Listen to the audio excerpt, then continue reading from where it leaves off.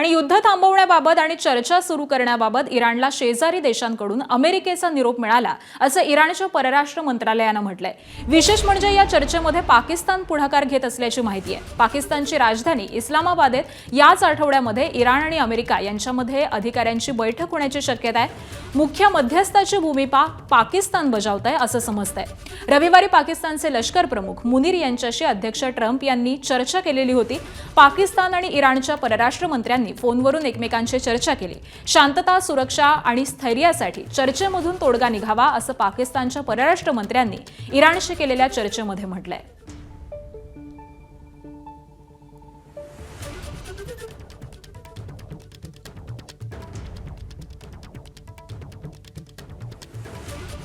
तर इस्लामाबादमध्ये दोन्ही देशांची या आठवड्यामध्ये चर्चेची शक्यता आहे। तोडगा काढण्यासाठी आता पाकिस्ताननं पुढाकार घेतल्याचं समजतंय।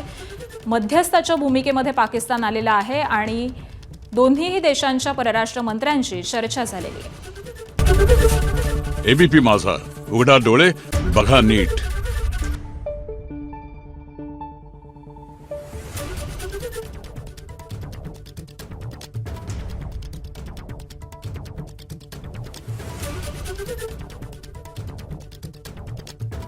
Thank you.